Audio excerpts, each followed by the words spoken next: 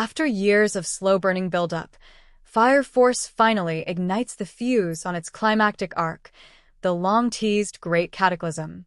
However, what should have been a roaring blaze of narrative momentum arrives more like a sputtering ember in Season 3, Episode 11. The most shocking element of this pivotal installment isn't the kaiju-sized infernal that emerges from the sea. It's the sidelining of protagonist Shinra Kusakabe at a moment when he should be front and center. The Great Cataclysm begins with a whimper. For an event that's been foreshadowed since the very beginning of the series, the start of the Great Cataclysm feels strangely lackluster. A massive pillar rises from the ocean, ushering in a towering infernal kaiju. The stage seems set for the ultimate showdown, but what unfolds is a disjointed mashup of callbacks, cameos, and setup that barely moves the plot forward. While it's fun to see units from Hijima Industries and Fire Force Companies 2 and 4 teaming up, the moment is hampered by poor pacing and ear-piercing sound design. The shrill sirens accompanying the troops' arrival quickly go from intense to intolerable. Juggernaut returns, only to complicate things. The return of Juggernaut, absent since Season 2, Episode 22, is one of the few bright spots in the episode. Outfitted with cybernetic enhancements, he's stronger than ever, but his welcome comeback quickly turns problematic. In a chaotic moment meant to prevent further escalation of the cataclysm, Juggernaut inadvertently blasts Shinra, sending him plunging into the sea. While Hijima's Yuichiro Kurono briefly rescues him, any hope of a Shinra-led counterattack is dashed when the terrifying new villain Fairy arrives to capture him using his gravity-altering abilities. This swift removal of Shinra from the battlefield is baffling, especially given his central role in the series. The fact that he's abruptly sidelined just as the Great Cataclysm begins not only undercuts the urgency of the moment, but also raises doubts about the show's narrative priorities. Fairy's debut signals a new threat, but Shinra's absence hurts the stakes.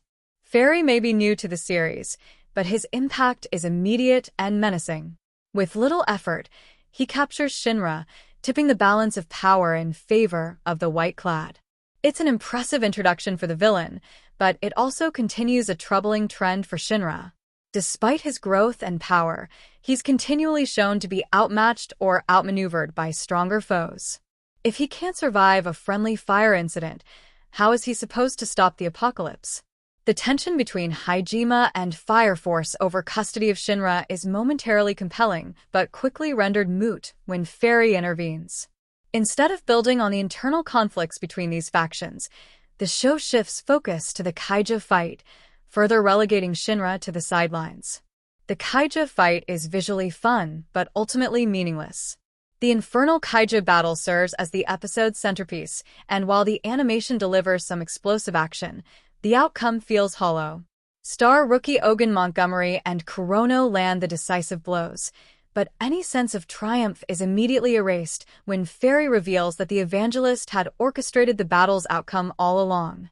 Once again, Fire Force wins a battle only to lose the war.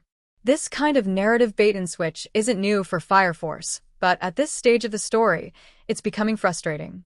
No matter how many minor victories the protagonists earn, the Evangelist's plans always seem 10 steps ahead, making every win feel like a trap and every effort futile. A promising showdown on the horizon, but at what cost? The episode teases a climactic confrontation between Sho Kusakabe and Fairy, flipping the dynamic that has defined much of the series. While Shinra once vowed to save his brother from the white-clad, now it seems Sho may be the one to take the lead. That inversion is thematically rich, but it also underscores how far Shinra has fallen from being the narrative's driving force.